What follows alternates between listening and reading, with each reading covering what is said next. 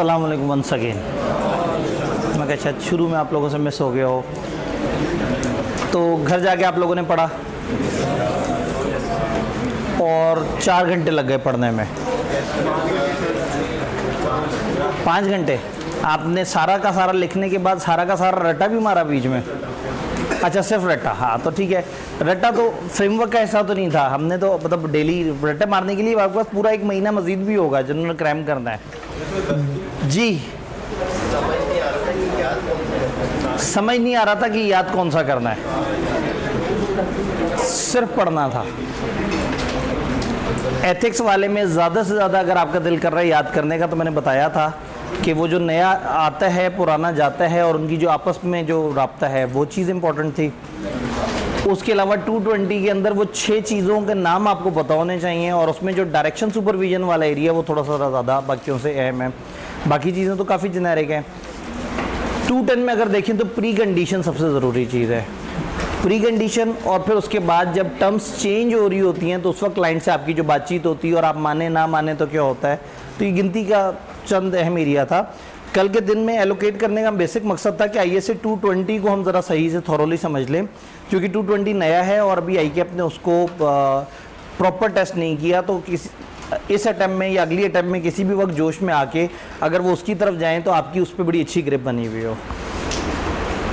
तो कल के दिन को टारगेट को रिलैक्स करने के चक्कर में या 220 की मोहब्बत में आज के दिन का टारगेट बड़ा हैवी हो गया है।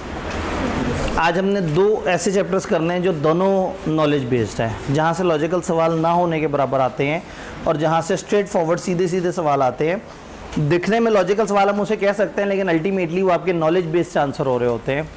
तो एक चैप्टर है हमारा रिलायंस ऑन अदर्स और एक है रिलेटेड पार्टीज। ब्रेक से पहले और ब्रेक के बाद रिलायंस ऑन अदर्स का क्या मतलब है? जब आप ऑडिट कर रहे होते हैं तो ऑडिट करते हुए एक तो आप खुद हैं, आप हैं, आपकी टीम है, आप काम कर रहे हैं। सम टाइम आपको कुछ एक्सटर्नल सपोर्ट भी मिल जाती है। जैसे कल हमने बात की थी कि कंपिटेंस जो है वो ओवरऑल सही होनी चाहिए, जिसमें आप भी और जिन एक्सपर्ट्स को आप यूज़ कर रहे हैं, जिन ऑडिटर्स को आप यूज़ कर रहे हैं, वो भी इंपॉर्टेंट है। तो 2 स्टैंडर्ड है, 600 सीरीज़ है स्टैंडर्ड्स की, जिसका मकसद है कि ऑडिटर कब किस किस को इस्तेमाल कर सकता है। तो ISA 600 है जिसमें ऑडिटर दूसरे ऑडिटर्स को इस्तेमाल करता है, लेकिन वो हमारे सिलेबस में नहीं है।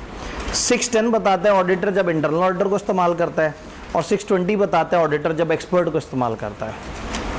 तो कहानी हमारी स्टार्ट होगी 620 से। छोटा स्टैंडर्ड है, उस छोटे स्टैंडर्ड से हम लोग एक दफ़ा ये समझ लेंगे कि ये क्या है। एक्सपर्ट की बात करते हैं। बाय डेफिनेशन एक्सपर्ट कौन है? एक्सपर्ट वो शख्स है जो अकाउंटिंग या ऑडिट से हट के किसी फील्ड में महारत रखता है।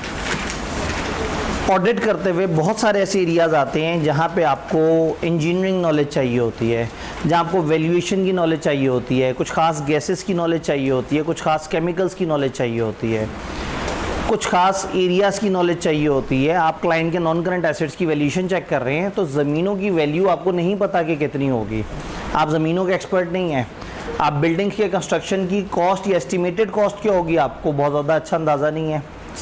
फ्यूचर में डॉलर के एक्सचेंज रेट के ऊपर कितनी प्रोविजन रिकॉर्ड होनी चाहिए, आप डॉलर्स वगैरह को भी बहुत अच्छी तरह से नहीं समझ सकते। एक लीगल केस क्लाइंट के जीतने या हारने की क्या प्रोबेबिलिटी है, ये चीज़ भी अकाउंटेंट को नहीं पता। तो बीइंग अकाउंटेंट या बीइंग ऑडिटर जो आपको पता है, उससे हट के अगर कोई स्पेशलाइजेशन आ जाए तो हम कहेंगे कि वहाँ हमें एक्सपर्ट चाहिए होगा। उससे हटके स्पेशलाइजेशन बेतहाशा तरह की हो सकती हैं। भी चंद मैंने भी एग्जांपल्स दे दी। रेगुलर क्लास होती तो मैं आप लोगों को ऑप्शन देता और आप 20-25 ऐसे एरियाज़ बता देते, लेकिन बहरहाल अकाउंटिंग और ऑडिट से हटके जो भी फील्ड है वहाँ हमें एक्सपर्ट की ज़रूरत पड़ती है, क्योंकि हमने ऑडिट करने के फाइनेंशियल्स ठीक है या नहीं, और फाइनेंशियल्स में जो वैल्यू आ रही है वो वैल्यू किसी ना किसी वैल्यूएशन से उठ के आ रही है। अब वही वाली बात है कि अगर नॉन करंट एसेट उनकी रिवैल्यूएशन मॉडल पे हैं और वो मानते हैं कि उनकी बिल्डिंग्स 340 मिलियन की हैं, तो ये कैसे पता लगेगा कि 340 मिलियन की हैं? उसके लिए एक प्रॉपर्टीज़ को जानने वाला वैल्यूअर चाहिए। इसी तरह से लीगल केसेस में भी आपको वैल्यूएशन करवानी है, कुछ और केसेस में भी, तो एक्सपर्ट की हमें ज़रूरत पड़ती है, ये बात तो तय है। जहाँ अकाउंटिंग की ऑडिट फ्लॉप हो जाए, सवाल ये कि क्या हम हर वो जगह जहाँ अकाउंटिंग और ऑडिटिंग से सोल्यूशन ना निकले, क्या हम हमेशा एक्सपर्ट लेके आएंगे वहाँ? डिपेंड करता है। अगर वो एरिया मटेरियल ही नहीं है, अगर उस एरिया में रिस्क ही नहीं है, अगर उस एरिया पे बहुत ज़्यादा फोकस ही नहीं करना, या उस एरिया का ऑलरेडी मेरे पास 4-5 अलग अलग तरफ से इतना ज़्यादा एविडेंस इकट्ठा हुआ है कि मैं परेशान ही नहीं, तो इसका मतलब है कि नंबर 1 अकाउंटिंग और ऑडिट की स्किल फ्लॉप हो गई हो जहाँ, और नंबर 2 जहाँ पे नेचर ऑफ द एरिया या सिचुएशन ऐसी हो कि आप चाहते हो कि आप उस एरिया पे अलग से एश्योरेंस लें, तो फिर आप लेके आएंगे एक्सपर्ट को। अब अगला मसला, एक्सपर्ट ने अगर सही काम ना किया तो क्या होगा, और एक्सपर्ट को चेक कैसे करें। फिर एक भाई ने कहा अगर एक्सपर्ट ने सही काम नहीं किया तो एक और एक्सपर्ट ले आए, उस एक्सपर्ट से कहेंगे ज़रा पिछले वाले एक्सपर्ट को देखो उसने सही काम किया नहीं किया। तो प्रॉब्लम ये है कि अगर उस वाले एक्सपर्ट ने सही काम नहीं किया तो एक अनलिमिटेड लूप है। तो एक्सपर्ट के काम को एक्सपर्ट से चेक करवाना बड़ा अजीबोगरीब सा प्रोसीजर होता है। ये ऐसे ही है जैसे कोई बंदा अगर चाइनीज़ में बोल रहा है तो उसकी चाइनीज़ समझने के लिए हम एक चाइनीज़ को लेके आएँ ताकि वो उसकी चाइनीज़ समझे और फिर हमें बताए उसने क्या कहा, और वो उसकी चाइनीज़ समझ के हमें चाइनीज़ में बताना शुरू कर दे कि उस वाले चाइनीज़ ने क्या चाइनीज़ बोली है, तो हम उतने ही फ्लॉप हो जाएंगे उसमें भी, क्योंकि हमें नहीं पता लगेगा। तो सबसे पहले तो प्रॉब्लम स्टेटमेंट ये है कि एक्सपर्ट कहाँ चाहिए, अकाउंटिंग ऑडिट से हट के कोई ऐसी स्पेशलाइजेशन जहाँ हमारी नॉलेज बेकार हो जाए, और ऐसी बेकार हो जाए कि हम हल्का फुल्का गूगल शूगल की सर्च से भी बहुत ज़्यादा अच्छी तरह से ना समझ सकें। नंबर 2, जहाँ एरिया की रिक्वायरमेंट है, मटेरियलिटी की रिक्वायरमेंट है, सिचुएशन की रिक्वायरमेंट है, हमें एक्सपर्ट चाहिए। अब हम एक्सपर्ट को लाना चाह रहे हैं, एक्सपर्ट के काम पे रिलाई करना चाह रहे हैं, लेकिन सबसे बड़ा खौफ ये है कि हम एक्सपर्ट पे कैसे भरोसा कर लें, हमें तो उसके काम की समझ ही नहीं आती। एक्सपर्ट आएगा, हम कहेंगे भाई इस चीज़ पे रिपोर्ट बना दो, वो रिपोर्ट बना के दे जाएगा, हम रिपोर्ट देखेंगे वो कहेगा क्लाइंट झूठ बोल रहा है इस एरिया में, हम रिपोर्ट में लिख देंगे क्लाइंट झूठ बोल रहा है। लोग पूछेंगे क्यों, हम कहेंगे उसने कहा था। लोग कहेंगे ऑडिट कौन कर रहा है,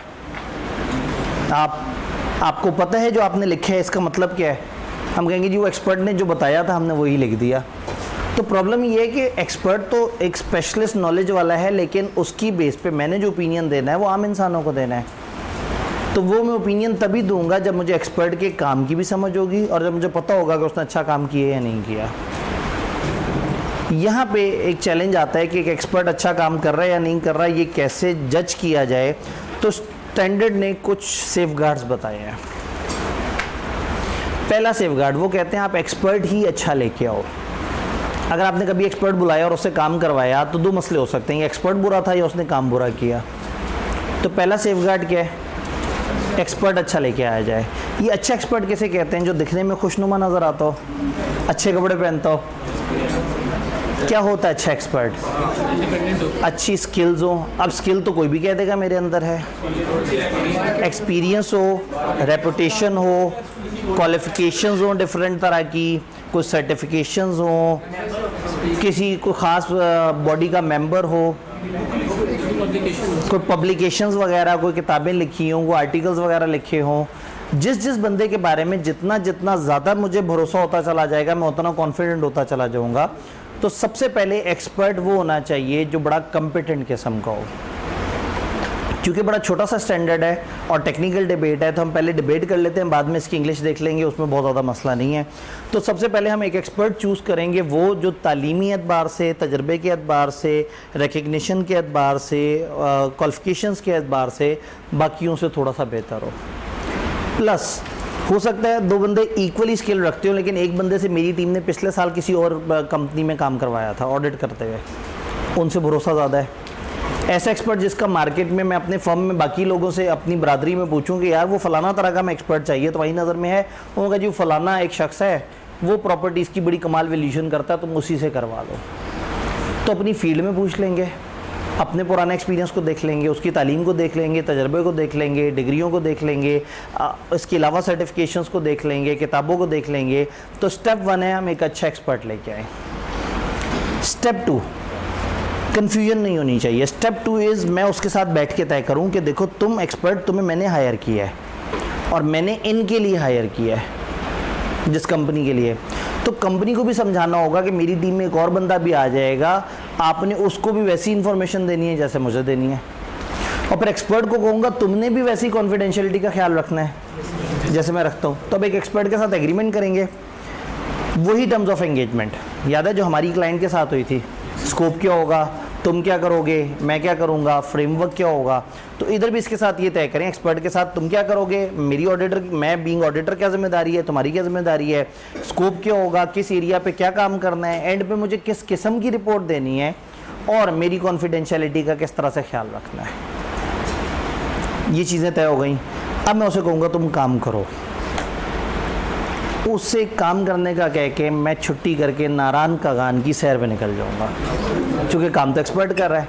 आऊँगा, मुझे एक रिपोर्ट दे देगा, मैं मुतमईन हो जाऊँगा। कैसे है, नहीं तो फिर क्या करूँ, मुझे तो काम करना ही नहीं आता ये वाला, जो उसे आता है। तो मैंने बैठ के क्या करना है यार, सुपरविजन। उसे शुरू में बताऊँ कि ये एरिया है, कम से कम उसको सोर्स डाटा तो मैं दूँ। मैं उसे कहूँ बिल्डिंग वैल्यू करो, वो किसी और की बिल्डिंग वैल्यू करके ला के रिपोर्ट दे दे। कम से कम ये तो बता सकता हूँ ये वाली बिल्डिंग है, ये वाले कागज़ हैं, ये वाले फ्रेमवर्क के मुताबिक तुमने वैल्यू करनी है, इस तरह से करना है। वो जब काम कर रहा हो तो ज़रा देखूँगे क्या वो काम प्रॉपर तरीके से कर रहा है, यानी कम से कम नज़र आ रहा है कि वो काम कर रहा है। वो क्लाइंट के पास गया है, उसने क्लाइंट से डाटा लिया है, क्या उसने उसके ऊपर कोई तरीका लगाया है, फिर उसने एक ख़ास मॉडल अप्लाई किया। तो मैं उससे पूछूं भाई कौन सा मॉडल अप्लाई किया वैल्यूएशन में, तो उसने कहा जी लुइस डच मॉक मेथड लगाया है मैंने।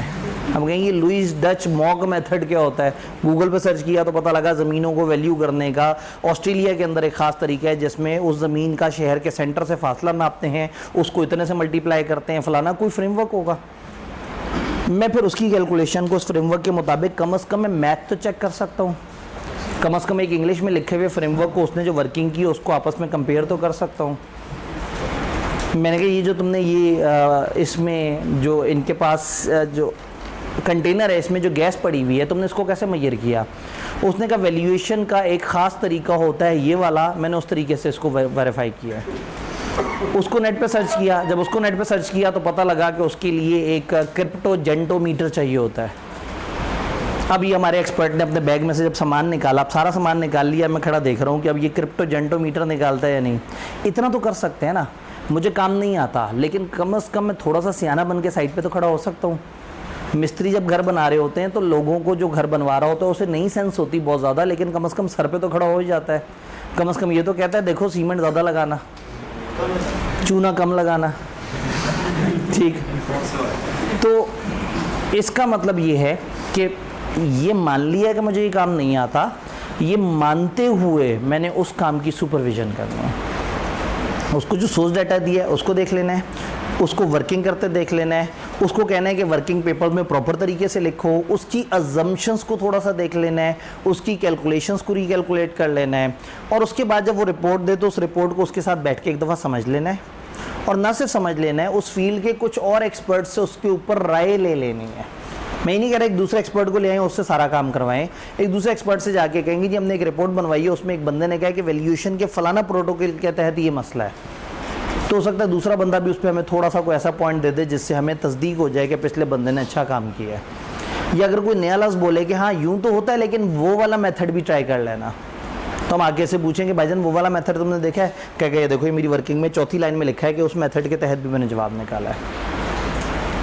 हम 100% श्योर नहीं हो सकते और एब्सोल्यूट एश्योरेंस किसी ने हमसे मांगी भी नहीं, लेकिन डर ये है कि हमारा काम कोई और कर रहा है और वो कोई और जो कर रहा है मुझे उसकी फील्ड का नहीं पता। तो बस इतनी बेसिक अंडरस्टैंडिंग ले लेनी है कि हमारे साथ बहुत ज़्यादा बड़ा धोखा ना हो जाए, अपने आप को रीज़नेबल लेवल पे श्योर करवा लेना है कि उसने जो काम किया वो सही काम करके दिया या नहीं दिया। तो वो जो एक्सपर्ट को थोड़ा सा समझ के उसके काम को देखेगा वो बच जाएगा, महफूज रहेगा, और वो जो एक्सपर्ट आने पे आंखें बंद करके बैठ जाएगा, फिर एक्सपर्ट कुछ भी उसे रिपोर्ट दे के चला जाए वो उसकी बेस पे आगे ओपिनियन दे देगा और कल को जलील होता फिर रहा होगा क्योंकि उसे खुद भी नहीं पता होगा उसने क्यों रिपोर्ट ख़राब की है। अगर एक्सपर्ट कोई गलत बात करे और रिपोर्ट ख़राब हो रही हो तो जिम्मेदारी बहुत बढ़ जाती है, और अगर एक्सपर्ट भी पॉजिटिव बात करे मैंने देखा सब सही है तो थोड़ा सा ईजी हो जाते हैं आप, क्योंकि अब आप इतनी बड़ी जंग नहीं करने वाले उसकी ओपिनियन पे। तो अल्टीमेटली अगर रिपोर्ट ख़राब हो रही है तो फिर मुझे रिपोर्ट में उस एक्सपर्ट का जिक्र करना चाहिए अगर उसकी फील्ड अलाउ करती है। एक्सपर्ट से पूछ लें कि क्या तुम्हें कोई मसला तो नहीं। फिर हमने कंपनी लॉ के पोर्शन में पढ़ा था कि अगर आपकी रिपोर्ट में किसी और रिपोर्ट का तस्करा हो वो रिपोर्ट भी साथ ऐड करें। तो फिर ना सिर्फ इसकी रजामंदी चाहिए होगी बल्कि फिर इसकी रिपोर्ट भी हम अपनी रिपोर्ट के साथ ऐड करेंगे। अगर इससे काम करवाने के बाद हमें तसल्ली नहीं होती तो या तो हम इसे दोबारा से बताएं कि क्या क्या काम किस तरह से करना है, या हम कुछ और तरीक़ों से कोशिश करें कि भाई एक्सपर्ट लाने के बावजूद मसला हल नहीं हो रहा, चलो हम थोड़े से कम जो रिलायबल तरीके हैं हम उनकी तरफ जाने की कोशिश करें। तो क्या ये एक्सपर्ट की ज़रूरत, एक्सपर्ट के साथ हमने क्या करना है, ये सारी कहानी समझ आई। एक दफ़ा किताब की तरफ चलते हैं। रेगुलर क्लास होती तो मैं आपको ज़रूर स्टोरी से समझाता कि एक एक्सपर्ट आपके साथ क्या क्या बुरा कर सकता है, लेकिन उतना गुंजाइश नहीं है दामने वक्त में। 3 अगर प्रेस कर दें, जज़ाकल्लाह। Reliance on others. एक्सपर्ट किसे कहते हैं? एन इंडिविजुअल और an organization that possesses skill, knowledge and experience in field other than accounting. और एक्सपर्ट वो है जिसके पास वो नॉलेज है जो अकाउंटिंग या ऑडिट का नहीं है, उसके पास कोई स्पेशलाइज्ड नॉलेज है। जब डिसाइड करना है वेदर हम एक्सपर्ट यूज़ करें या ना करें तो हमें कुछ फैक्टर्स देखने होंगे। वो जो मैटर है उसमें नेचर, सिग्निफिकेंस और कम्प्लेक्सिटी कितनी है, मटेरियल मिसस्टेटमेंट के चांसेस कितने हैं, रिस्क कितने हैं उस सिचुएशन में, और कोई और alternate source of evidence available है या नहीं है। वही सारी बातें जो हमने की हैं अब उसको वो कर रहे हैं कि इंपॉर्टेंस कितनी है उसमें, रिस्क कितना है, और अल्टीमेटली हमारे पास और क्या क्या तरीके हैं उसको वेरीफाई करने के। देन उसके काम को कैसे असेस करना है, ये सबसे कीमती एरिया है। वैसे तो छोटा सा स्टैंडर्ड है, तकरीबन 1-1.25 सफ़े के अंदर ख़त्म हो जाता है। आईके अपने स्टैंडर्ड की कोई भी लाइन छोड़ी नहीं है सवाल पूछने से। इधर से सवाल उन्होंने कभी भी लॉजिकल भी नहीं बनाया, और जो सीधा सवाल होता है वो किसी ना किसी एक एरिया की आपसे इंग्लिश लिखवा लेते हैं। तो अक्सर लोग तो उसको क्रैम कर लेते हैं, लेकिन अगर आपको समझ आए और आप खुद से लिख सकें तो अंडरस्टैंडिंग के साथ ये चंद की फैक्टर्स हैं। पहले उसकी कंपिटेंस, कैपेबिलिटी, ऑब्जेक्टिविटी देखें। उसके साथ आपका अगर कोई पर्सनल एक्सपीरियंस है तो उससे आपको पता लगेगा। इससे पहले उस एक्सपर्ट से डिस्कशन करें, और ऑडिटर्स अपनी फील्ड में जो हैं उनसे पूछें कि भाई आपने इससे कोई काम करवाया है, उसकी क्वालिफिकेशन का नॉलेज होना चाहिए, वो कौन से प्रोफेशनल बॉडी का मेंबर है, किसी इंडस्ट्री की एसोसिएशन है, कोई लाइसेंस है, या कोई और रिकग्निशन उसके पास है जिससे मुझे पता लगे कि हाँ भाई वो तो सियाना आदमी है। उसकी पब्लिश पेपर्स, बुक्स वगैरह कैसी हैं, ये वो बातें हमने की थी कि हम देखें कि एक्सपर्ट कितना कॉम्पिटेंट है। फिर उस एक्सपर्ट की फील्ड ऑफ एक्सपर्टाइज की अंडरस्टैंडिंग लें कि वो किस किस्म की उसका एक्सपीरियंस है और हमें किस किस्म का एक्सपीरियंस चाहिए। सीनियर ने या मैनेजर ने टीम से कहा कि जाओ और हम क्लाइंट का ऑडिट कर रहे हैं और यहाँ पे एक जगह पे आके इनकी ख़ास लिक्विड नेचुरल कंप्रेस गैस है जिसको हमने वैल्यू करना है। जो ज़रा एक ऐसे एक्सपर्ट को लेके आओ जो जिसको गैस के बारे में पता हो। वो ले आया एक ऐसे शख्स को जो कि जिसको सिंपल सुई गैस के बारे में नॉलेज था कि घरों के अंदर जब सुई गैस लगती है तो सुई गैस का कनेक्शन किस लेवल पे होना चाहिए, उसमें कितना वो उसकी फ्रीक्वेंसी क्या होनी चाहिए, उसके अंदर मूवमेंट किस तरह की होनी चाहिए। तो उसको नहीं पता होगा दूसरे वाले। तो हर गैस का एक्सपर्ट हर तरह की गैस के बारे में नहीं जानता, हालांकि दोनों ही गैस है और दोनों ही नेचुरल गैस है, लेकिन दोनों की फॉर्म में फ़र्क है। जैसे हर डॉक्टर को हर चीज़ के बारे में नहीं पता, जिसको घुटने के दर्द का पता है उसको सर के दर्द के बारे में बहुत ज़्यादा नहीं पता, जनरली पता है लेकिन स्पेशलाइज बंदा नहीं। और हम स्पेशलाइज बंदा लेके आ रहे हैं तो उसकी फील्ड समझनी है, उसकी फील्ड क्या है। फिर उसके साथ एग्री करना है terms, nature, scope and objectives क्या होंगे, दोनों की रिस्पेक्टिव रिस्पॉन्सिबिलिटीज़ क्या होंगी, उसकी रिपोर्ट किस किस्म की होगी और कॉन्फिडेंशियलिटी का वो कितना ख्याल रखेगा। वही वाली बातें जिस तरह से हमने क्लाइंट से तय की थी वो इधर तय हो गई।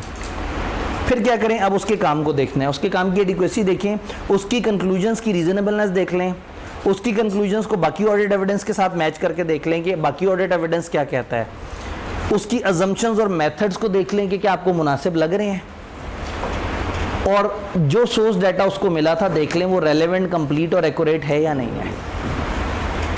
अगर उसके बाद भी एक्सपर्ट का वर्क मुनासिब ना लगे तो आप उसके साथ मज़ीद चीज़ें एग्री करें या कुछ और एडिशनल प्रोसीजर से कोशिश करें कि आपको कुछ एविडेंस मिल जाए।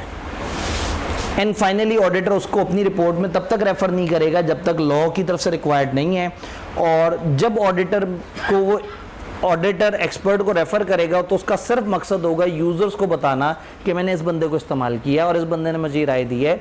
उसका हरगिज़ ये मतलब नहीं है कि ऑडिट से आपकी ज़िम्मेदारी कम हो गई है। एक्सपर्ट का नाम ले देने से ज़िम्मेदारी हमारी ख़त्म नहीं होगी, हमारी ही रहेगी। तो इसलिए एक्सपर्ट को अच्छी तरह से जज करना, समझना हमारे ही ज़िम्मे है। नोटिफाइड ओपिनियन के केस में लिखा हुआ है कि आपने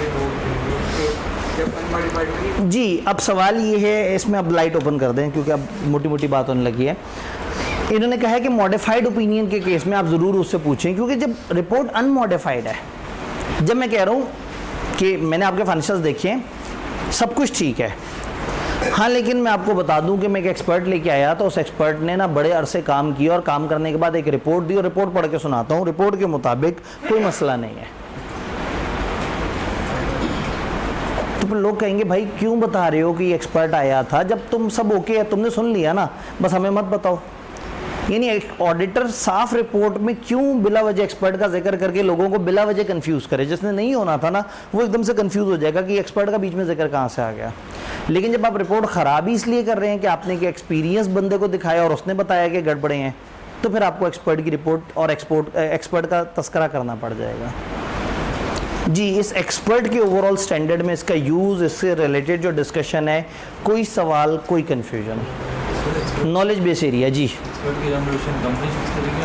अब एक्सपर्ट की रेम्युनरेशन कौन फिक्स करेगा और कौन पे करेगा? दुख की बात है कि फिक्स ऑडिटर करेगा और पे कंपनी करेगी। चूँकि ऑडिट करते हुए जितने भी हम प्रोसीजर्स लगाते हैं, उस पर जितना भी हमारा टाइम लगता है, उसकी जितनी भी कॉस्ट है वो कौन पे करता है? वो लोग। अब अगर एक प्रोसीजर पे मैंने कम टाइम लगाया और मैंने किसी और से टाइम लगवा लिया तो मेरी कॉस्ट तो नहीं पड़ी, तो जो कोई और है उसकी कॉस्ट पड़ेगी। फिर भी अगर लगे आपको कि कल को अगर क्लाइंट लड़ना शुरू हो जाए, आपने क्या किया? एंगेजमेंट लेटर में एडिशनल कंटेंट्स में हमने कहा था कि अगर आप एहतियातन शुरू में तय कर लो कि मैं एक्सपर्ट वगैरह लाऊंगा और उसका खर्चा आप पे पड़ेगा, तो बेहतर है कि तय कर लिया जाए ताकि एंड पे जाके झगड़ा ना हो। एक एंटिटी का ऑडिट शुरू करते हैं तो आपको अंदाज़ा होता है कि ये ऐसी एंटिटी है जिसमें एक आध ऐसा एरिया आएगा जहाँ हमें एक्सपर्ट की ज़रूरत पड़ जाएगी। तो this is very good in advance कि आप उसके साथ एंगेजमेंट लेटर में ही तय कर लो क्लाइंट के साथ कि हमें एक्सपर्ट बुलाना पड़ सकता है। जी एक्सपर्ट को लेके कोई कन्फ्यूजन, कोई सवाल? छोटा सा मासूम सा स्टैंडर्ड है और हर तीसरी अटैम्प्ट में मैं कह सकता हूँ कि इसमें से सवाल आ जाता है। अब चलते हैं आगे। इंटरनल ऑडिटर ISA 610, मैं साथ साथ स्टैंडर्ड भी इसलिए पुकार रहा हूँ कि आप लोग अगर किसी और किताब से किसी और जगह उसको कंपेयर करना चाहें तो कर सकें। What is internal audit? Internal audit का स्टैंडर्ड स्टार्ट होने से पहले सबसे पहली डिबेट ये है कि इंटरनल ऑडिट होता क्या है। आप ये देखें कि एक सेठ बैठ के सोचता होगा कि ये बड़े कमाल लोग हैं ऑडिटर्स, 4-5 बंदों की टीम गई उसके पास, ईयर एंड के बाद 2-2.5 महीने काम किया और उसके बाद ये भी बता दिया कि आपके कंट्रोल्स में ये 15 तरह के मसले हैं, ये भी बता दिया कि आपकी मैनेजमेंट ने 12 महीने में अकाउंट्स में ये मोटी मोटी गलतियां भी की हैं, ये भी बता दिया कि आपके accounts true and fair view दे रहे ही नहीं दे रहे, आपकी कंपनी को भी समझ लिया, उसके बारे में फ्लो चार्ट्स भी बना डाले, बहुत सारे और प्रोसेस भी कर लिए। तो ऑडिटर के आने से कंपनी की गवर्नेंस भी इम्प्रूव हो गई, ऑडिटर के खौफ से लोगों ने फ्रॉड करने भी कम कर दिए और ऑडिटर की वजह से अल्टीमेटली कंपनी को बड़ा फ़ायदा हुआ और ये 4-5 बंदों ने 3 महीने में फ़ायदा पहुंचा दिया। तो सेठ सोचता है कि अगर इस तरह के जन्नती लोग मेरे पास हर वक्त मौजूद हो तो किसी मज़ेदारी की बात है। जब एक सेठ को एक्सटर्नल ऑडिट समझ आता है ना तो उसे अंदाज़ा हो जाता है कि ये काम की चीज़ थी, मैंने पैसे ज़ाया नहीं किए हैं। कुछ लोग ऑडिट को मुसीबत समझते हैं, वो समझते हैं कि लीगल रिक्वायर्ड है, अब क्या करें, ऑडिटर को बुलाना पड़ेगा, पैसे भी देने पड़ेंगे। लेकिन जिनको ऑडिट की ट्रू वैल्यू नज़र आ जाती है, उन्हें समझ आ जाता है कि ऑडिटर के बेतहाशा फ़ायदे हैं, जो हमने चैप्टर 1 में बातें की थी। तो अगर ऑडिटर के बेतहाशा फ़ायदे हैं तो वो देखते हैं कि एक्सटर्नल ऑडिटर के फ़ायदे तो बहुत हैं, मसले क्या हैं? मसले ये हैं कि नखरे बड़े हैं। बाहर से आएगा, कहेगा जी मेरे पास जब टाइम होगा तब आऊँगा, मुलाकात करूँगा, नंबर 1। नंबर 2 महंगा बहुत है। नंबर 3 सुनता ही नहीं है। उसे को ये काम ऐसे हो गया था, भाई मेरे स्टैंडर्ड मुझे बता रहे हैं, मैंने क्या करना है, मुझे कम्पनी लॉ बताएगा, मुझे स्टैंडर्ड बताएंगे, तुम लोग मुझे मत बताओ, तुम अपना काम करो अकाउंट्स बनाने वाला।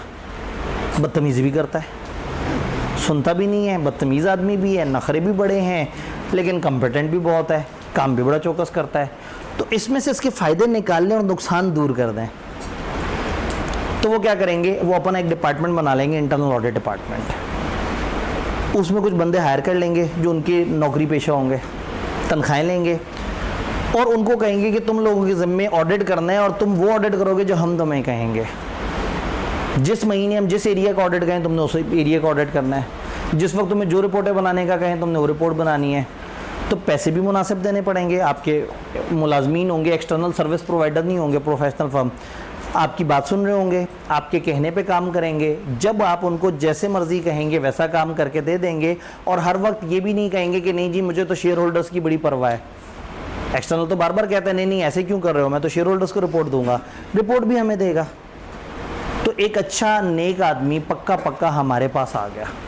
अब क्या होगा, आपकी गवर्नेंस मुसलसल बेहतर रहेगी, आपके कंट्रोल्स मुसलसल बेहतर रहेंगे।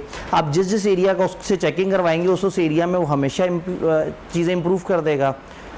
और फिर सिर्फ अकाउंट्स ही क्यों, आप उसे कहें हमने पिछले महीने मार्केटिंग की है, ज़रा असेस करो कि हमारी मार्केटिंग इफेक्टिव थी या नहीं थी। फिर आप कहेंगे 2 महीने पहले हम लोगों ने 50 बंदों के इंटरव्यूज़ किए थे, उनमें से 2 को हायर किया, ज़रा डॉक्यूमेंट्स देखो हमारे जो HR के लोग थे क्या उन्होंने सही बेंचमार्क्स पे ये 2 बंदे सेलेक्ट किए हैं। तो वो जाके उन कागज़ों को देखना शुरू कर देगा, क्योंकि अब वो टेक्निकली आप उसको कोई भी एरिया दे दो वो उसको ऑडिट कर लेगा। और ऑडिट हमने पढ़ा था कि कॉमनली ऑडिट कहते हैं किसी भी किस्म की जांच पड़ताल को। तो तय हो गया कि ऑडिटिंग के स्टैंडर्ड में जब मैं ऑडिट बोलूँगा तो उसका मतलब होगा एक्सटर्नल ऑडिट। तो आज के अलावा मैं दोबारा इंटरनल ऑडिटर का जिक्र नहीं कर रहूँगा, एक्सटर्नल ऑडिट ही वो ऑडिट है जिसको मैं ISA के मुताबिक ऑडिट कह रहा हूँ, क्योंकि ऑडिट उसे कहते हैं जिसमें फाइनेंशियल स्टेटमेंट्स को फ्रेमवर्क के मुताबिक चेक करते हैं। तो इसका मतलब है कि जो इंटरनल ऑडिटर है वो दूसरा वाला ऑडिट है, वो जो अंग्रेजी ज़बान वाला ऑडिट है, इंटरनल जांच पड़ताल करने वाला ऑफिसर। उर्दू बोल रहे हैं ना, तो इंटरनल भी तो अंदरूनी जांच पड़ताल करने वाला ऑफिसर।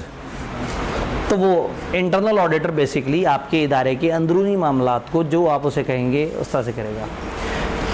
वक्त भले कम है लेकिन मुझे आपसे 10 फ़ायदे चाहिए इंटरनल ऑडिटर के। इंटरनल कंट्रोल्स बेहतर हो जाएंगे,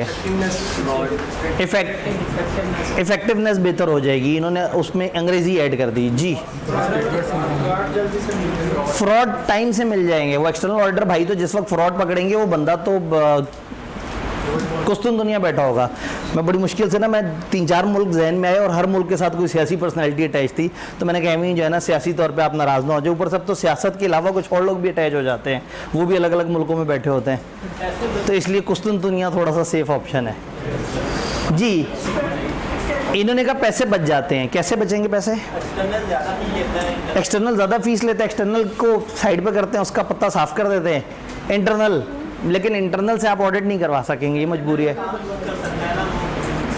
इंटरनल शायद बहुत सारे काम ऐसे पहले से करके रख ले कि एक्सटर्नल के आर्स कम लगें। जब उसके आर्स कम लगें तो हमें पैसे कम देने पड़ेंगे। ये जो एक्सटर्नल ऑडिटर है ये आर्स के हिसाब से इसको पैसे देने होते हैं। अच्छा जी, और कोई फ़ायदा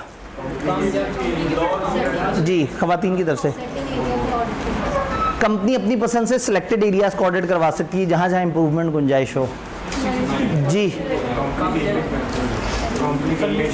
कंपनी का इमेज बेहतर हो जाएगा जी। उन्होंने कहा लिस्टेड कंपनी में तो लीगल रिक्वायरमेंट भी है, हमारे सिलेबस ने हमें नहीं बताया, लेकिन लिस्टेड कंपनी के लिए वाजिब होता है इंटरनल ऑडिट। और मैनेजमेंट बेहतर भी होगी और डरी भी रहेगी। उन्हें पता होगा कि ऑडिटर हर वक्त बैठे हैं, एक्सपेंस होने से पहले अप्रूव हुआ करेंगे। ऑडिटर तो परसुएसिव एविडेंस पे काम करता है ना, बाहर वाला। तो ये तो एसेट लाने से पहले रसीद चेक करेगा, अप्रूवल चेक करेगा, एसेट आने के बाद एसेट को देखेगा, फिर उसकी प्लेसमेंट देखेगा। तो इससे तो ज़िंदगी बहुत आसान हो जाएगी। और हैवी नौकर आदमी जो कहो वो कर देता है। और एरर्स में स्टेटमेंट की प्रोबेबिलिटी कम हो जाएगी। जब एक इदारे में पक्का पक्का एक ऑडिटर मौजूद है तो उसके खौफ और उसके चेक एंड बैलेंस दोनों की वजह से एरर्स, फ्रॉड कम होंगे। अल्टीमेटली वो वाले भाई साहब भी जब आएंगे एक्सटर्नल तो उसकी ज़िंदगी भी बड़ी आसान होगी। इदारा काफ़ी हद तक आज़ाद हुआ होगा। रिस्क असेसमेंट हो जाएगी, टाइमली वो बता देगा कि कहाँ कहाँ गड़बड़, और एंटिटी वाले अच्छे अच्छे कंट्रोल्स वहाँ पहले से ही लगा लेंगे जी। सारा रिकॉर्ड, सारे लोग, हर चीज़, हिसाब किताब प्रॉपर तरीके से चल पड़ेगा। प्रॉपर डॉक्यूमेंटेशन मेंटेन होना शुरू हो जाएगी। तो जब इतने फ़ायदे हैं तो फिर तो हर इदारे के पास इंटरनल ऑडिटर होना चाहिए। प्रॉब्लम में पैसे देने पड़ते हैं। प्रॉब्लम ये है कि इदारा कहता है कि हमारी तो अभी प्रोडक्शन पूरी नहीं हो पा रही, हमारे पास इतने पैसे नहीं कि हम प्रोडक्शन करें, हम कहाँ से शशके मशके वाला बंदा ले आएँ।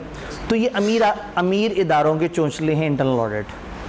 जो इदारा जितना स्टेबल होता चला जाता है, देन दे रियलाइज़ कि हमारे पास एक इंटरनल ऑडिट फंक्शन मौजूद हो जो बड़े अच्छे तरीके से काम करे। अब सबसे पहली डिबेट ये कि इसमें और एक्सटर्नल ऑडिटर में क्या फ़र्क होता है। इंडिपेंडेंस का सबसे बड़ा फ़र्क है, वो इंडिपेंडेंट है, ये डिपेंडेंट है, ये हमारे अंडर है। अपॉइंटमेंट, इस एक्सटर्नल ऑडिटर को अपॉइंट शेयर होल्डर्स कर रहे हैं एजीएम पे, और इसको मैनेजमेंट के लोग अपॉइंट कर रहे हैं। क्वालिफिकेशन का उधर डिफाइंड था सीए हो या सीएम में हो, इधर ऐसा कुछ भी नहीं बोला हमने। रिपोर्ट का फर्क है, वो रिपोर्ट मैनेजमेंट के लोगों को दोषावत गवर्नेंस को दे रहा है, अगला एक्सटर्नल दुनिया को दे रहा था रिपोर्ट। स्कोप का फर्क है, वो सिर्फ अकाउंट्स पे ऑडिट करता है, इसको आप अपने ऑपरेशंस पे लगा दो, एचआर पे लगा दो, मशीन की मेंटेनेंस की चेकिंग पे लगा दो। कॉस्ट का फर्क है, बाइस्ड होता है, यानी कि इंडिपेंडेंस का फर्क है।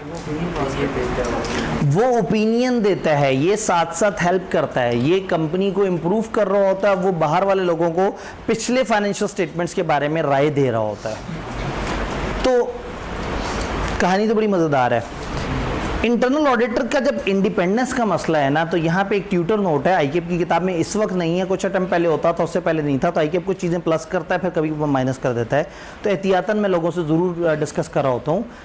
हमने कुछ ऐसे तरीके करने हैं किसी तरह से इसकी इंडिपेंडेंस बेहतर हो जाए। अगर इसकी इंडिपेंडेंस बेहतर हो गई तो फिर ये एक्सटर्नल ऑडिटर के करीब करीब लेवल का कमाल आदमी बन जाएगा। इसकी इंडिपेंडेंस कैसे बेहतर करें? सबसे पहले तो इसके डिपार्टमेंट को अलग कर दें बाकी सारे रैंक से। यानी अगर हम कहीं HR department, marketing department, internal audit department, ये सारे बराबर कर दिए तो मज़ा नहीं आएगा। हम कहेंगे सारे डिपार्टमेंट एक तरफ और एक अलग से इंटरनल ऑडिट डिपार्टमेंट है जो इनसे ऊपर है।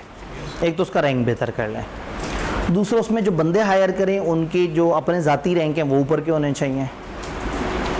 फिर वो लोग डायरेक्ट ऊपर दोषावत गवर्नेंस से कनेक्ट करें, किसी मैनेजर से ना कनेक्ट करें, यानी उनका बॉस सिर्फ ऊपर बैठे हुए डायरेक्टर्स हो, जबकि बाकियों के बॉस में मैनेजर, सीनियर मैनेजर और फिर डायरेक्टर्स तक बात जा रही हो।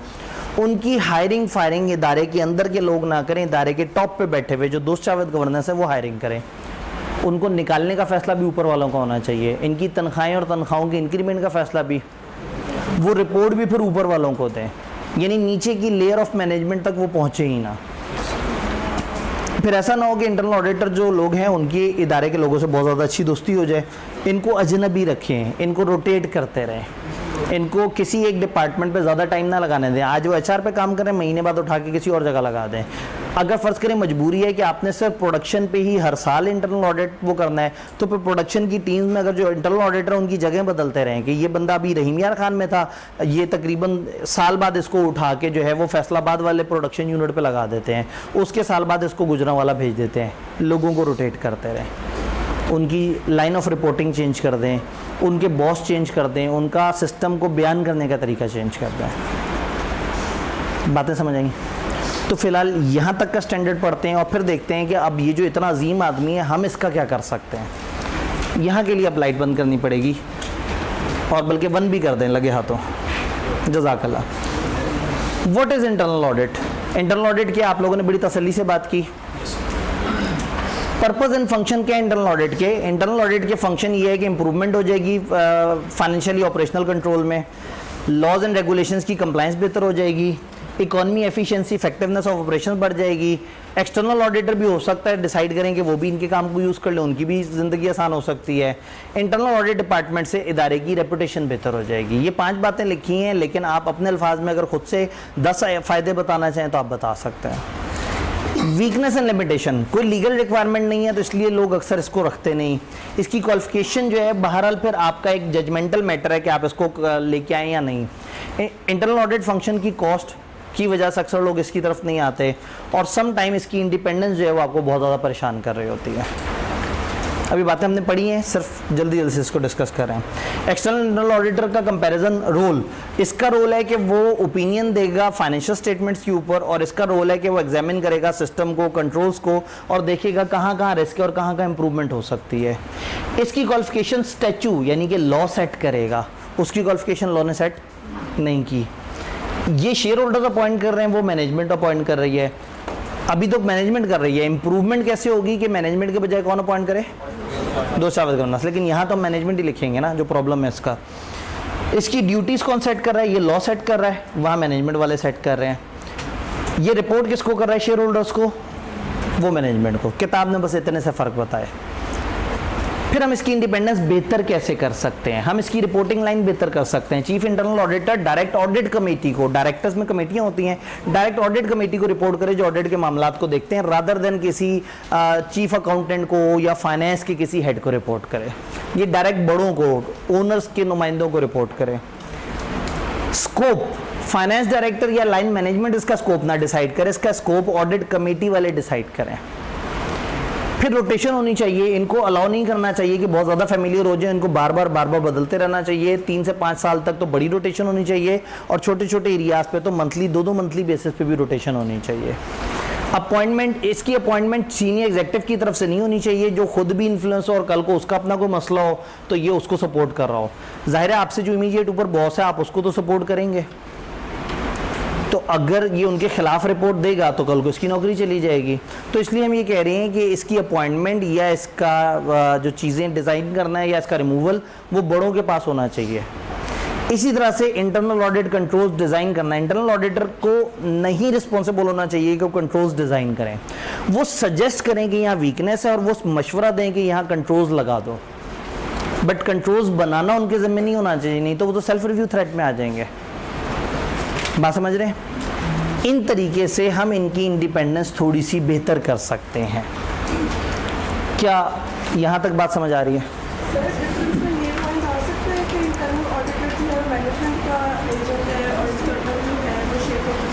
कह सकते हैं बिल्कुल, चूंकि हमने सारी बातों में शेयर होल्डर और मैनेजमेंट की बात की है तो हम कह सकते हैं कि एक मैनेजमेंट का एजेंट है और एक शेयर होल्डर्स का एजेंट है।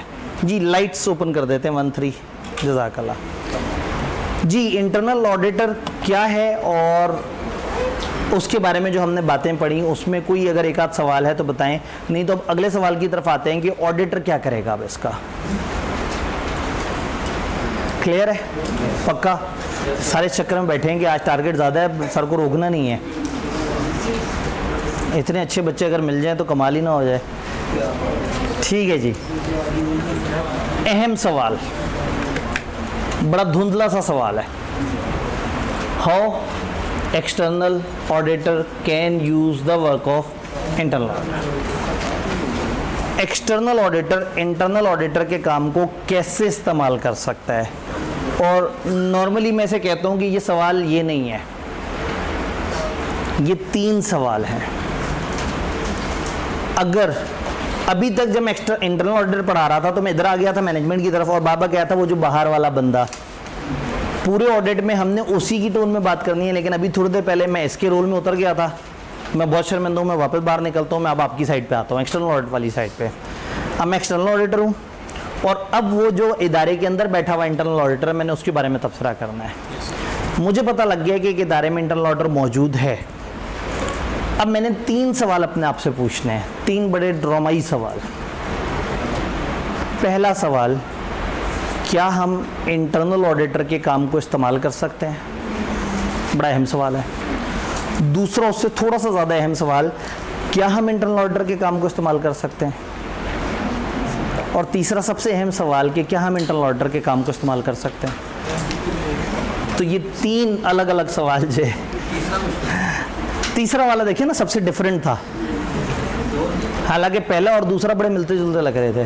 पहला क्या था, क्या हम इंटरनल ऑडिटर के काम को इस्तेमाल कर सकते हैं, दूसरा था कि क्या हम इंटरनल ऑडिटर के काम को इस्तेमाल कर सकते हैं, और तीसरा था कि क्या हम इंटरनल ऑडिटर के काम को इस्तेमाल कर सकते हैं। तो ये 3 सवालों का जिस दिन हमें जवाब मिल गया ये स्टैंडर्ड ख़त्म हो जाएगा। अब हम ना कुछ लोग कह रहे हैं क्रैश कोर्स चढ़ गया टीचर को ना, ये पढ़ा के ना बावला बावला सा हो गया, इसे खुद भी नहीं पता लग रहा है, ये एक ही जुमला 3 दफ़ा बोल रहा है। ये डिपेंड करता है कि आप फोकस किस पे कर रहे हैं, सवाल के किस एलिमेंट पे फोकस कर रहे हैं। पहला सवाल, क्या हम इंटरनल ऑडिटर के काम को इस्तेमाल कर सकते हैं? दूसरा सवाल, क्या हम इंटरनल ऑडिटर के काम को इस्तेमाल कर सकते हैं? तीसरा सवाल, क्या इंटरनल ऑडिटर के काम को इस्तेमाल कर सकते हैं? तो ये 3 सवाल हैं। क्या इंटरनल ऑडिटर ऐसा है कि मैं उसके काम को इस्तेमाल करूं? नंबर 2, क्या उसका काम ऐसा है जो इस्तेमाल हो सके? और नंबर 3, क्या इस्तेमाल भी हो सकता है या नहीं हो सकता? इन 3 सवालों के जवाब ढूंढने हैं अब बकाया स्टैंडर्ड में हमने। प्रॉब्लम ये है कि स्टैंडर्ड को पढ़ने के बाद दोहराते हुए लोग कहते हैं कि सर हर लाइन दूसरे से मिलती जुलती लग रही है। अभी हमने जो पढ़ा था अगले पैराग्राफ में तकरीबन वैसी बातें दोबारा से हो रही हैं, तो आप तो फिर मिलती जुलती बातों की बात कर रहे हैं, मैंने तो सेम लाइन बोल दी। तो सिर्फ थोड़ी थोड़ी सी टोन समझनी होगी। तो इससे पहले कि हम डिसाइड करें कि हम इंटरनल ऑडिटर को किस मोड में इस्तेमाल करेंगे, पहले सवाल का जवाब चाहिए, इंटरनल ऑडिटर कैसा है। अगर मैं इंटरनल ऑडिटर को समझ लूं तो उसके बाद फिर मुझे डिसाइड करना होगा कि अब अगर ये इंटरनल ऑडिटर मज़ेदार है, अच्छा है, मेरे काम का है, तो अब मुझे देखना है कि मैं इसके काम को कैसे इस्तेमाल करूं। तो काम को कैसे चेक करूं और उसका इस्तेमाल हो सकता है या नहीं हो सकता, उसके ऊपर डिबेट हो। तो पहली एश्योरेंस है इंटरनल ऑडिटर। इंटरनल ऑडिटर की कंपिटेंस कैसी है, उसकी कैपेबिलिटी कैसी है और उसका काम करने का सिस्टमैटिक और डिसिप्लिन्ड अप्रोच है या नहीं। 3 बेंचमार्क, कंपिटेंस कैसी है, नंबर 2 कैपेबिलिटी यानी इंडिपेंडेंस कैसी है, और नंबर 3 क्या सिस्टमैटिक तरीके से काम करता है। फॉर एग्जांपल बड़ा ही ऑर्गेनाइज वे में काम करता है, बहुत ही कोई इंडिपेंडेंट है और उसने आईकॉम किया हुआ है, उसको बहुत अच्छी तरह से कॉमर्स के मामलात का पता है, आप कहेंगे सर कंपिटेंस फारिग हो गई। मैं कहूँ जी बड़ा ही कोई चार्टर्ड अकाउंटेंट किस्म का आदमी है और इतना ज़बरदस्त वो है, ये तो पूरी फैमिली चार्टर्ड अकाउंटेंट से पढ़ी है। देखो इसका अपना भाई डायरेक्टर फाइनेंस है, कितना कंपिटेंट आदमी है, इंडिपेंडेंट नहीं रहा। हमने कहा बंदा भी चार्टर्ड अकाउंटेंट है भी तूफानी इंडिपेंडेंट, और जब जब भी इंटरनल ऑडिट का काम करता है दिमाग में हमेशा याद रखता है इसने क्या काम कब किया था, और जो रिपोर्ट है हमेशा ज़बानी सुनाता है, सिस्टमैटिक डिसिप्लिन अप्रोच पे काम नहीं कर रहा। तो 3 बेंचमार्क ज़हन में रखना है। इंटरनल ऑडिटर तब अच्छा होगा जब कंपिटेंट भी हो, जब कैपेबिलिटी यानी कि इंडिपेंडेंस भी बेहतर हो, और नंबर 3 कंपिटेंस पे वही सारी बातें कर दें जो आपने एक्सपर्ट पे की थी। क्या तालीम है, कितना तजर्बा है, किसी प्रोफेशनल बॉडी का मेंबर है या नहीं है, किस किस हद तक ये चीज़ें वो हैं, हमारा कोई इससे पुराना एक्सपीरियंस, मार्केट में इसके बारे में कोई रिप्यूट, तो कंपिटेंस पे ये सारी बातें की जा सकती हैं। कैपेबिलिटी पे, इंडिपेंडेंस पे, वो जो अभी थोड़ी देर पहले हमने बहस की ना, इंडिपेंडेंस बेहतर कैसे होगी, उसको रिवर्स कर दें, वो सारी बातें नेगेटिव टोन में बताएं। कहीं मैनेजमेंट के अंडर तो नहीं आता, कहीं उनको रिपोर्ट तो नहीं करता, कहीं इसकी तनख्वाह वो तो नहीं सेट करते, कहीं इसको प्रमोशन मैनेजमेंट वाले तो नहीं देते, मैनेजमेंट इसकी रिपोर्टों पे एक्शन भी लेती है या नहीं लेती, इसका इदारे में स्टेटस क्या है, ये कौन सी जगह पे आता है। अगर ये इंडिपेंडेंट है तो फिर मेरे काम का है, अगर ये कॉम्पिटेंट है तो मेरे काम का है। तो आखिरी चीज़ सिस्टमैटिक डिसिप्लिन अप्रोच, क्या ये स्टैंडर्ड्स को फॉलो करता है, क्या ये वर्किंग प्रोग्राम्स बनाता है, क्या ये वर्किंग पेपर मैनेज करता है, क्या ये प्लान बना के चलता है, क्या ये हर चीज़ लिखता है, क्या इसकी चीज़ें ऑर्गेनाइज हो के इस काबिल होती हैं कि कल को मैं उसको देख के समझ सकूं इसने कैसा काम किया। भाई पार्टनर भी अगर देखना चाहे ना किसी जूनियर ने कैसा ऑडिट किया, तो वो जूनियर को कम और जूनियर के बनाए हुए वर्किंग पेपर्स को ज़्यादा देखता है। तो अगर ये वर्किंग पेपर्स ही नहीं मैनेज करता तो मेरे लिए बेकार है। तो लेवल 1 एश्योरेंस समझ आ गई। लेवल 1 एश्योरेंस ये है कि इंटरनल ऑडिटर के ऊपर भरोसा कर लिया जाए कि वो अच्छा है या हल्का है। ये जब समझ आ गया तो फिर अब अगला सवाल आएगा कि मैंने इंटरनल ऑडिटर को यूज़ किस कैपेसिटी में करना है। 2 कैपेसिटी स्टैंडर्ड ने सजेस्ट की हैं, एक को हम कहते हैं using the work of internal audit और एक को हम कहते हैं direct assistance. Using the work of internal audit और डायरेक्ट असिस्टेंस। आगे जाने से पहले ये जो पहला वाला सवाल है इसको देखना है या एक दफ़ा आप ख़त्म होने के बाद इंग्लिश देखनी है? ख़त्म होने के बाद। उन्होंने कहा पिछली बार सर ने शाबाशी दी थी तो इसका मतलब है कि ऐसा बोलने से ना सर को हमारे बारे में अच्छा सा गुमान होगा। ठीक है जी, 2 टारगेट्स क्या हैं? Using the work, direct assistance. आप ये डिसीजन ले सकते हैं कि मैं इसके काम को इस्तेमाल करूँगा।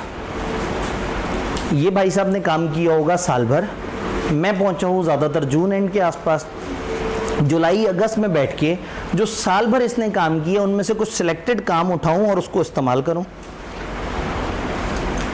अब सोच के बताएं एक्सटर्नल ऑडिटर को क्या क्या फ़ायदे हो सकते हैं एक अच्छे इंटरनल ऑडिटर की मौजूदगी की वजह से। टाइम बच जाएगा, रिस्क कम होगा, चीज़ें पहले से आइडेंटिफाइड होंगी, कंट्रोल्स मजबूत हो चुके होंगे।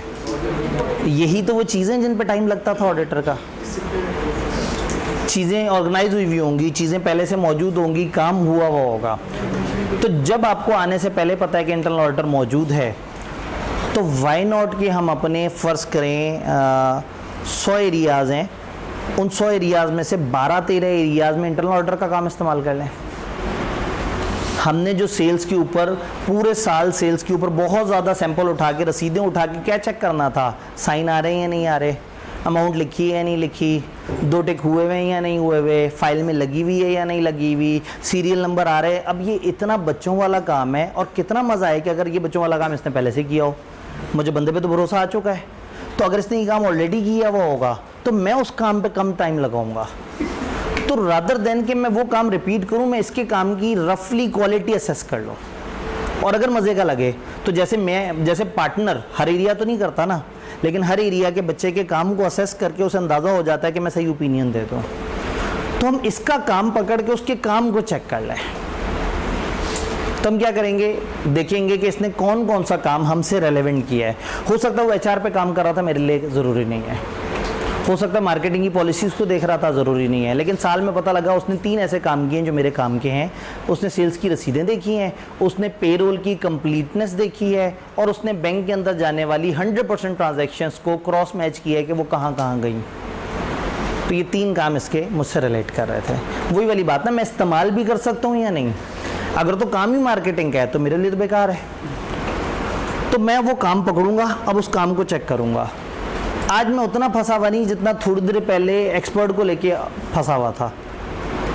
एक्सपर्ट वो काम करता था जो मेरी नॉलेज से ऊपर का था, तो मैं उसके काम को चेक नहीं कर सकता था। और ये क्या काम कर रहा है जो मेरा वाला काम है, तो मैं रीचेक कर सकता हूँ इसका काम, सैंपल पे कुछ काम देख सकता हूँ, इसके साथ बैठ के बातचीत कर सकता हूँ। तुम जो कह रहे हो सेल्स में मसला है, तो तुम क्यों कह रहे हो, तो कहीं ना कहीं हम इसके काम को चेक कर सकते हैं, इसकी रिपोर्ट को चेक कर सकते हैं, इसके वर्किंग पेपर्स को चेक कर सकते हैं। ज़रूरत पड़ने पे इसने अगर एक जगह काम किया तो उस काम को हम सैंपल पे खुद से दोबारा करके देखेंगे कि हम भी उसी नतीजे पे पहुँचे या नहीं पहुँचे। स्टैंडर्ड कहता है एक बड़ा अच्छा हल ये है कि अगर तुम लोग साल के शुरू में ही, जिस वक्त अपॉइंट हुए थे हम पिछली EGM पे, रिपोर्ट दे रहे हैं हम अगली वाली EGM पे, तो जिस वक्त अपॉइंट हुए थे उसी वक्त मैनेजमेंट से, दोषावत गवर्नेंस से बात करते हैं कि जी आपके इंटरनल ऑडिटर्स हमने फरमाइश करनी है। इंटरनल ऑडिटर से कह देते तुम साल भर जो मर्जी काम करो, ये 5 एरिया मेरी फरमाइश पे इस डिटेल में इस प्रोटोकॉल के मुताबिक कर लेना। तो स्टैंडर्ड ने कहा ये बहुत अच्छा है, it is useful for auditor to agree in advance कि आप पहले से उन्हें बता दो कि इस साल मेरे फरमाइश पे ये काम कर लेना। तो आपको भी पता होता है कि उसने क्या काम किया होगा, और आप भी जब आपने अपने रूल्स बताए होते हैं तो बाद में उस काम को असेस भी बेहतर तरीके से कर लेते हैं। तो बहरहाल आपने उसके काम को चेक किया, देखा, आपको भरोसा हुआ, और आपने उसकी बेस पे अपना काम का लोड कम किया और एक ओपिनियन तक पहुंच गया। तो आप अपने वर्किंग पेपर में डॉक्यूमेंट करेंगे कि हमने इसके काम को यूज़ किया था और इसके काम को यूं करके हमने वेरीफाई किया था। ये है यूजिंग द वर्क की कहानी। और दूसरी कहानी क्या है, डायरेक्ट असिस्टेंस। डायरेक्ट असिस्टेंस बिल्कुल अपोजिट चीज़ है। आप ऑलरेडी किए हुए काम को इस्तेमाल नहीं कर रहे, आप जाते हैं और आप अपने एक टीम मेंबर की तरह उसको अपनी टीम में शामिल कर लेते हैं। आप मैनेजमेंट से, दोषावत गवर्नेंस से पूछते हैं, आप कहते हैं आपको कोई मसला तो नहीं, हम उनके साथ एक एग्रीमेंट करते हैं कि आप अपने ये 3 बंदे हमें for the time of audit दे देंगे। फिर हम उन टीम मेंबर से, उन इंटरनल ऑडिटर से वो कॉन्ट्रैक्ट करते हैं कि आप हमें सर्व करेंगे और हमारे टीम मेंबर बन के सर्व करेंगे। तो फ़ायदा क्या होगा, मैंने जहां 8 बंदों की टीम लेके जानी थी, मैं ले जाऊंगा 5 बंदों की टीम, और 3 बंदे इदारे के अंदर के होंगे। इनके अंदर के होने का नुकसान भी और फ़ायदा भी है। नुकसान ये है कि इंडिपेंडेंस आउट है, और फ़ायदा ये है कि इनको बहुत सारी ऐसी बातें पता हैं जो मुझे नहीं पता। इन्होंने पिछले साल कुछ फ्रॉड भी पकड़े होंगे, कुछ इंसानों पे इन्हें शक भी ज़्यादा होगा। तो फिर तरीका क्या है कि मैं इनको डायरेक्ट असिस्टेंस में अपनी टीम के अंडर ले आऊँ। अब वो दूसरा सवाल ख़त्म हो गया। 2 सवाल थे ना, काम कैसा है और मैं इस्तेमाल कर सकता हूँ या नहीं। अब जब मैं उसको अपनी टीम में ही ले आ गया तो अब सारा काम वो करेगा जो मैं उसे कहूँगा। दूसरा मुद्दा, काम कैसा कर रहा है, वैसा कर रहा है जैसा मैं सिखा रहा हूँ। यानी अब वही डायरेक्शन सुपरविजन, मैं अपने टीम मेंबर को डायरेक्शन सुपरविजन देता था, वो डायरेक्शन सुपरविजन किसको दूंगा, इस इंटरनल ऑर्डर को। ये हल्का काम कब करेगा, जब मैंने इसे हल्का सिखाया होगा। तो इसका मतलब है कि ये अगर इसको मैं अपने टीम मेंबर्स की तरह ट्रेन करूं और साथ लेके चलूं तो ये अच्छा काम भी करेगा।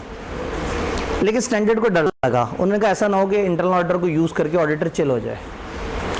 उन्होंने कहा पहली बात ये कि आपने जहन में रखना है कि आप सफिशिएंटली इन्वॉल्व रहे हैं ऑडिट में।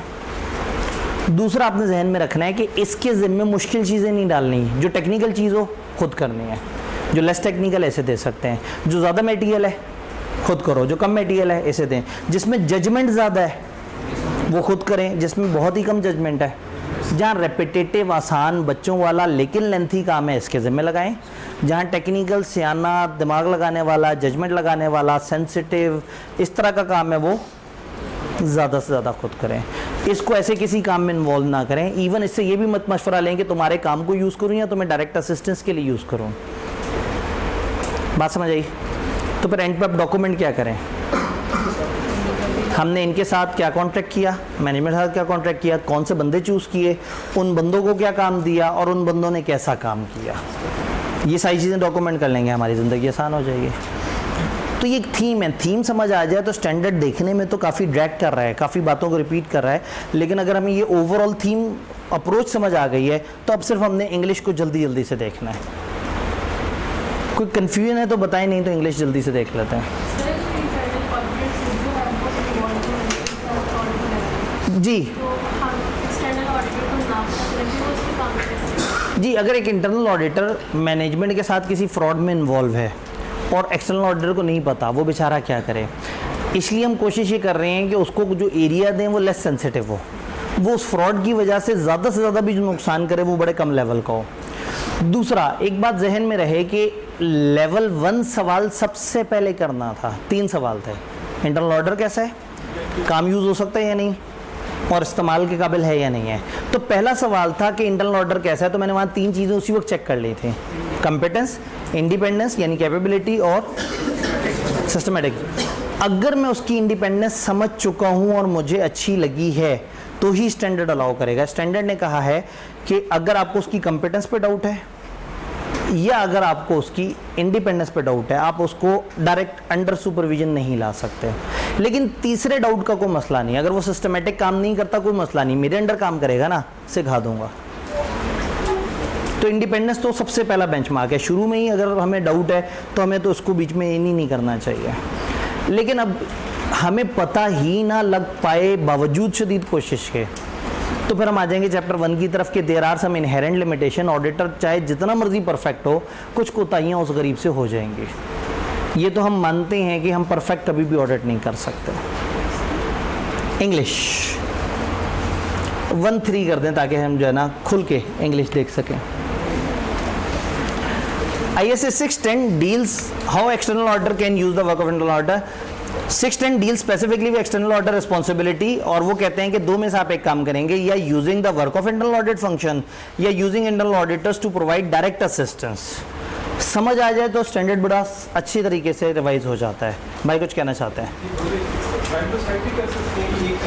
जी, अब अगेन थोड़ी सी मिक्सिंग करना चाहें तो आप दोनों की मिक्सिंग भी कर सकते हैं, लेकिन एक ऑडिटर नॉर्मली किसी एक तरफ जाता है।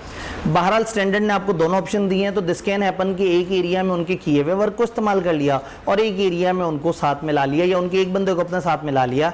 बट प्रैक्टिकली स्पीकिंग 2 में से एक ऑप्शन है, क्योंकि जब आप उसको मिला लिया तो बंदा भी उनका ले गए और काम भी पिछला वाला। यानी वो कहेंगे जी आपने ड्यूरिंग द ऑडिट भी बंदा छीन लिया और उससे पहले भी बंदे को आपने ही बताया था कि उसने क्या करना है, तो बंदा तो हमारा है, इतना तो ना करें हमारे साथ बुरा। तो नॉर्मली एक वक्त में हम एक काम कर रहे होते हैं। अब सबसे पहली एश्योरेंस क्या थी? वो 3 एश्योरेंस, ऑब्जेक्टिविटी, कंपिटेंस और सिस्टमेटिक डिसिप्लिन। यानी कि जो उसकी कैपेबिलिटी, इंडिपेंडेंस की बात है उसको हम क्या कहेंगे? ऑब्जेक्टिविटी। उसका स्टेटस क्या है, वो किसको रिपोर्ट करता है, क्या वो दोषावित गवर्नेंस तक जाता है, क्या कोई कन्फ्लिक्ट रिस्पॉन्सिबिलिटी तो नहीं है, क्या दोषावित गवर्नेंस उसके एम्प्लॉयमेंट डिसीजंस वगैरह को देखते हैं, क्या कोई रिस्ट्रिक्शंस तो नहीं, क्या मैनेजमेंट उसके कहने पे अमल करती है, यानी उसका स्टेटस क्या, उसकी इंडिपेंडेंस कैसी है। फिर कंपिटेंस, क्या किसी प्रोफेशनल बॉडी के मेंबर हैं, क्या रेलेवेंट ट्रेनिंग और प्रोफिशिएंसी है, क्या उनका कोई हायरिंग ट्रेनिंग का कोई अच्छा क्वालिटी का निज़ाम है, और क्या उनके पास रेलेवेंट नॉलेज है फाइनेंशियल रिपोर्टिंग की। तीसरा, सिस्टमैटिक डिसिप्लिन अप्रोच, क्या वो प्रॉपर्ली प्लान, सुपरवाइज, रिव्यूड और डॉक्यूमेंटेड वे में चलते हैं, क्या ये function appropriately quality control procedure और सारे निज़ाम को फॉलो करता है जिससे अच्छी क्वालिटी का काम हो। ये वो 3 शुरू वाली एश्योरेंसेज हैं कि इंटरनल ऑर्डर कैसा है।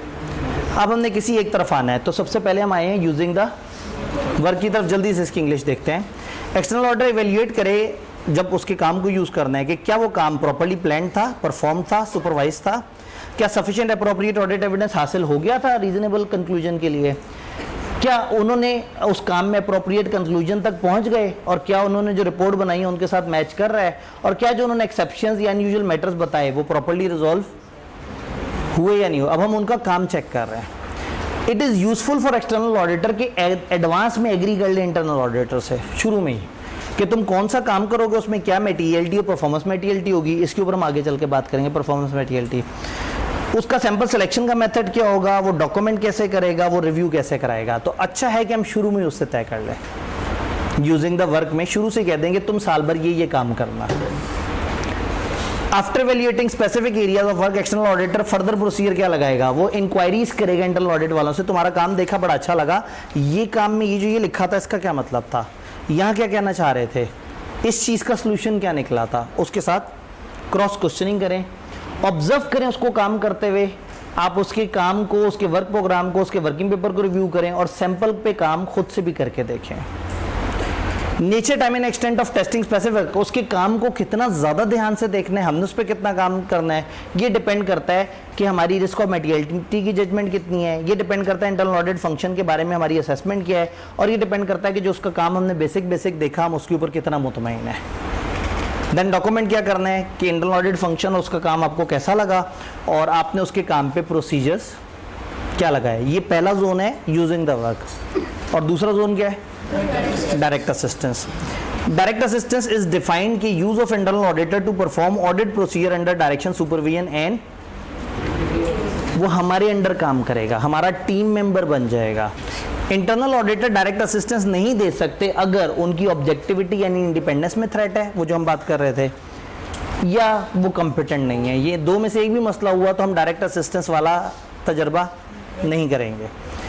जब हम nature and extent of work तय कर रहे हैं कि हम उसको क्या वो करें, तो उस वक्त देखना होगा जजमेंट कितनी है, उस एरिया में रिस्क कितना है, कोई थ्रेट्स वगैरह क्या हैं उसकी ऑब्जेक्टिविटी पे, उसकी कॉम्पिटेंस पे, और ओवरऑल क्या in aggregate external auditor would remain sufficiently involve, क्या उसके आने के बाद, उसको टीम में डालने के बाद मैं अभी भी ऑडिट में प्रॉपर इन्वॉल्व हूँ या नहीं हूँ। ये बड़ा इंपॉर्टेंट कंसिडरेशन है। ऐसा ना हो कि उसके आने के बाद मैं बिल्कुल ऑडिट से फारिग हो जाऊँ। डन।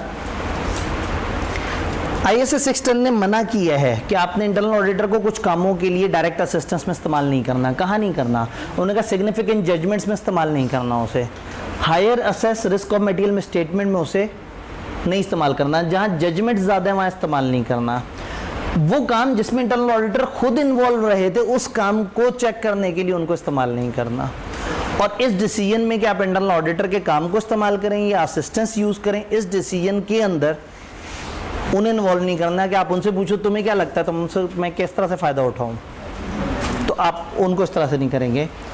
इंटरनल ऑडिटर जब डायरेक्ट असिस्टेंस प्रोवाइड करेंगे तो प्रायर टू यूजिंग देम आपने क्या करना होगा, दो काम करने हैं। रिटन एग्रीमेंट ले लें मैनेजमेंट के ऑथराइज्ड रिप्रेजेंटेटिव से, और रिटन एग्रीमेंट ले लें इंटरनल ऑडिटर से कि वो हमारा साथ देंगे और कोई शोर नहीं मचाएंगे, और इनसे हम कहेंगे जी तुम्हारे बंदे हम इस्तेमाल करेंगे और ये हम मतलब तुमसे पूछ रहे हैं, और फिर तुम इन बंदों को इजाज़त दे दो कि हमारे टीम मेंबर बन के काम करें। डायरेक्शन सुपरविजन रिव्यू आप वैसे ही करेंगे। सफिशिएंट डायरेक्शन सुपरविजन रिव्यू होना चाहिए ताकि आप सेटिस्फाई हो जाएं कि वो आपके अंडर अच्छा काम कर रहे हैं। आप अलर्ट रहेंगे जब भी आपको कोई थ्रेट लगेगा ना उनकी ऑब्जेक्टिविटी का, तो मुसलसल अलर्ट रहना है कि आपने जब भी उनकी ऑब्जेक्टिविटी या कंपिटेंस पे ज़रा सा भी डाउट हो, आपने वो काम उनसे वापस छीन लेना है और वो काम खुद करना है। डॉक्यूमेंट क्या करें, आपने जो वैल्यूएशन की है कि उनको क्या क्या थ्रेट हैं वो डॉक्यूमेंट करें। आप ये देखें कि हमने ये जो डिसीजन लिया है कि हम उनके ज़िम्मे कौन सा काम लगाएंगे, वो फिर उनके काम को किसने रिव्यू किया, फिर मैनेजमेंट और उनके साथ जो हमारे रिटर्न एग्रीमेंट हुए थे वो, और उसके अलावा जो उन्होंने वर्किंग पेपर बनाए वो सारे हम अपनी डॉक्यूमेंटेशन में शामिल कर लेंगे। तो स्टैंडर्ड दरमियाने साइज़ का स्टैंडर्ड है, बहुत सारी बातें करता है और काफ़ी खुश्क बातें हैं, लेकिन अगर आपको थीम ओवरऑल समझ आ जाए तो स्टैंडर्ड बड़ा मज़ेदार सा है।